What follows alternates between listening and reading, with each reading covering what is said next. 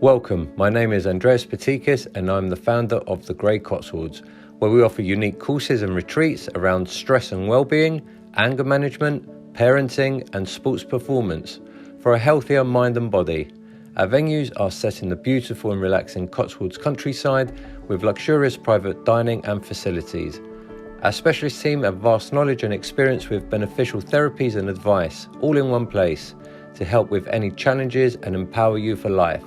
Discover a new way of living through our podcast and prepare to enter a world that is not black and white.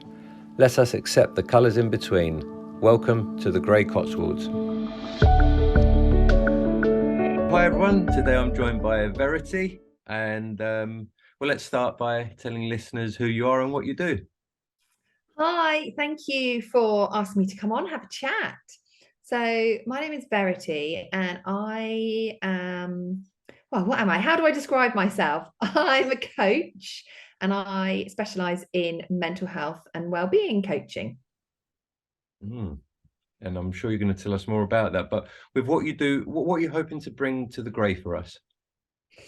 So I am passionate that coaching is a useful mental health and well-being tool, intervention, whatever words you like to use, to help people that maybe are stressed, struggling, have got mental health challenges or just feeling low, to think about their future well-being and to harness kind of the power that coaching offers to to how you're feeling in the moment and to identify what you need to do to be I'm trying not to use the cheesy words here, but to be the best version of yourself when it comes to your mental health and well-being. And as cliche as that is the only way I can describe it. So thinking about how we're turning up today, what our mental health and wellbeing challenges are today, and what can we do today to improve them for tomorrow. Well, I think you've just asked a question that I can ask you. What can we do today? You've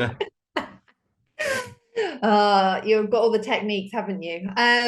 So in terms of boosting mental health and well-being, sometimes it's important to have the tools and techniques, which I know you're bringing together for the retreat, to pause, to take a moment out of the hustle and bustle of our everyday lives and all that noise that goes on. Because, this is modern life, we're busy people. And to kind of take stock and look at the things that are going really well, the things that are strengths when it comes to mental health and well-being, and also look at the things that we're not doing so well and maybe the things we avoid. And within that, looking for our own triggers. So when it comes to mental health and well-being, supporting people to understand some of the classic triggers. So, for example, say you exercise regularly and then the pressure mounts at work or things get a bit busier, so you start dropping the exercise and then exercise becomes more strenuous. So coaching offers a chance just to kind of say, actually, what is exercise like for me? Where was it 6 months ago? Where is it now? Is that better or worse? And where do I want it to be in the future? And if I prioritize exercise, what is that going to do for my health or well-being? Or if I prioritize nutrition, it doesn't have to be exercise, but nutrition, or this particular relaxation technique, how is that not going to benefit me as I'm today, but future me? What does future me look like?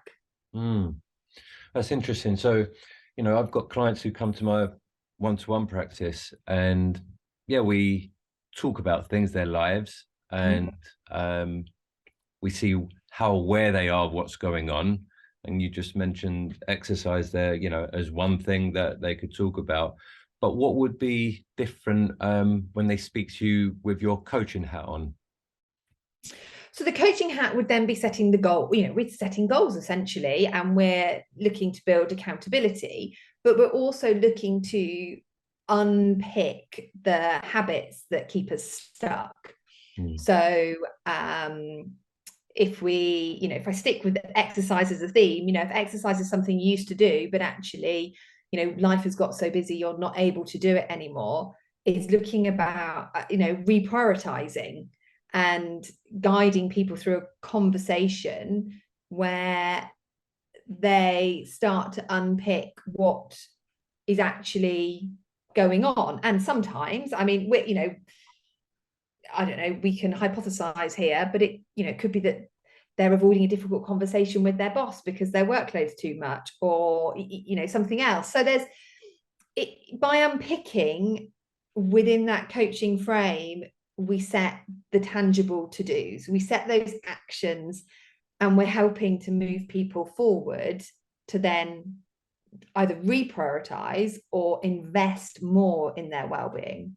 And simply, there is just so much research available to, that links well-being to, well, not only what we do in our jobs, but how we are as people, how we show up in the world, our performance, our potential. And it's a chicken and egg. So by prioritizing our well-being, we will get to where we want to be in the future. It will not be something that holds us back. And actually, it will be something that is this kind of fountain of opportunity, something we can lean into. We will develop more reserves. And there's a lot of crossover actually between the techniques and the tools used in the retreat, and particularly you and your client, your therapeutic client work, from identifying. I think the difference with coaching is it's the shift to move forward. That's the magic ingredient, as it were. And I think maybe whereas I'm working collaboratively with clients and we're trying to figure it out together, I think the goal setting is maybe a bit of a difference. Accountability as well, because I can't turn around to my client, did you do that thing that we discussed last week? Whereas you, I suppose, can. So there's definitely nuances. There are definitely nuances. You are right. Is having that coach there is more the accountability, rather than me checking on their homework like they're some naughty student. Have you done this? But actually, that is probably the biggest difference between coaching and therapy. Is we will spend time in private client work and in group client work setting those points of measurability and actually asking, so, okay, what are you going to take forward and do? And how are you going to make sure you do it?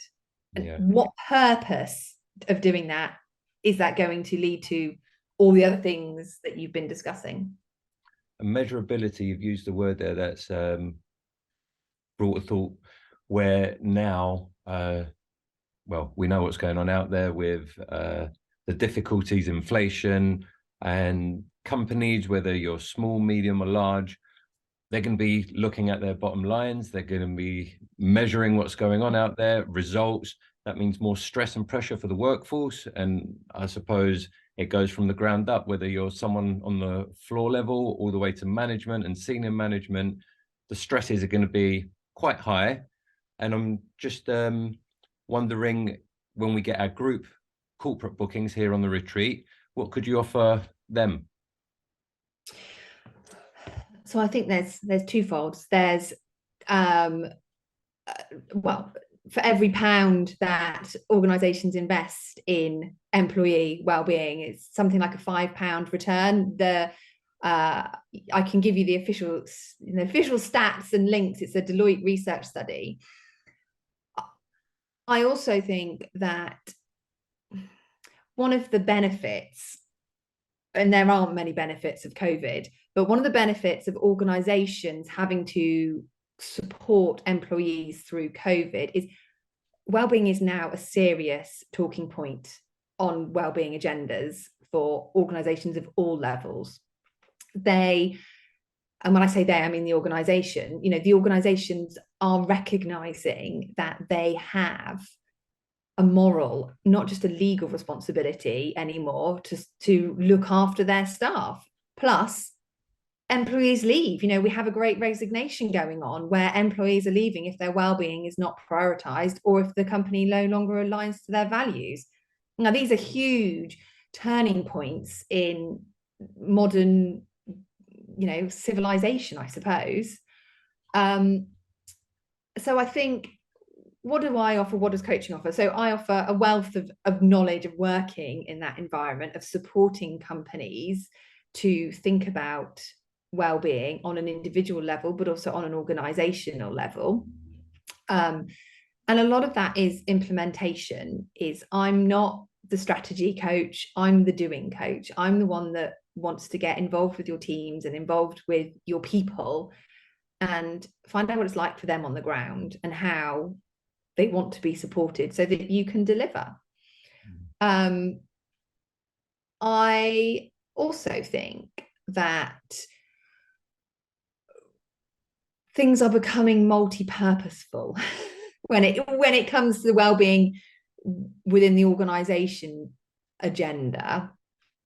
So by that I mean organizations are much more interested now in solving not only the practicalities of how to reduce stress, but they're interested in the relationships that their employees have with stress and what stress does to their business. And as I'm talking and I'm thinking on the spot, I'm thinking more about this sudden growth in financial well-being coaching and that dual dimension of providing not only financial support and a place to go to for employees, but actually helping employees understand the relationship they have with their finances.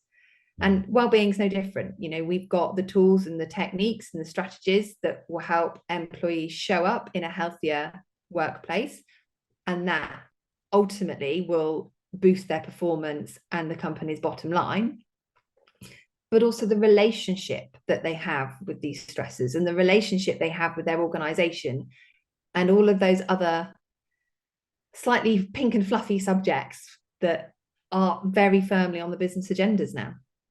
Well, it's definitely a subject that cannot be overlooked, or it is more, you know, at the discussion table with companies. And like you say, it's investing in their staff. There is a return on it, unlike a lot of things that you can do with your business. Invest and you see your money go away.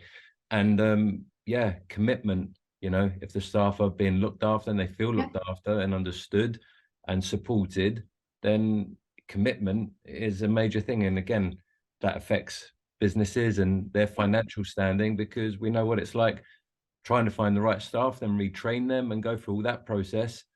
So it's a knock-on effect. We could talk about this for a long time because it's a subject that really interests me, and I like the way you know, delve deeper. You know, we can talk about and hear about coaching for staff and businesses, and you know, it sounds like you go on a deeper level, a more exploration with the teams and individuals within the team, or individuals who have not even come from a corporate world as well. I've got two quick questions that I ask everyone before they go. What's your favorite way to relax? Oh, that depends. So if I've had a particularly stressful day, I like to challenge myself when in the kitchen.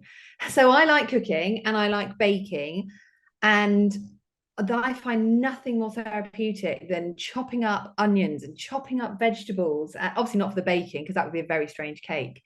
But you know, that there's something for me very cathartic in that process, and it just allows my brain just to switch off, I suppose, from those ruminating thoughts that we all have.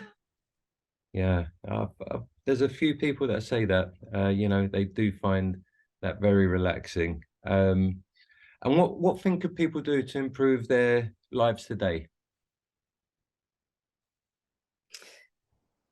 Well, what would my top tip be? I think be kind to yourself. You know, be kind to yourself, because that will allow you to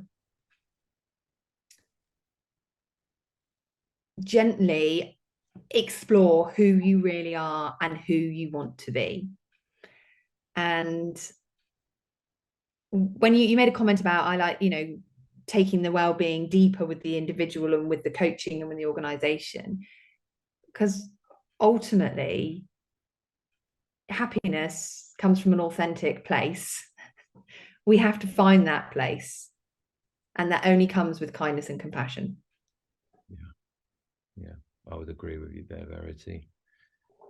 Verity, it's been interesting and enjoyable as always. Short and sweet. Yeah, we'll do a longer one, I think, because I think there's a lot to talk about on this subject. And yeah, we could touch on and see what questions are coming in, and maybe create a podcast on the back of that when we can rejoin again. But for now, thank you for joining us and being part of the team here at the Grey. No problem. Thank you very much. I'm really excited. It's exciting. Yeah, it's exciting for all, and exciting for our listeners and the people who will be coming on the retreat with us. So until next time, this is Andreas Patikis, your fellow traveller, signing off. Thanks, Verity. Bye.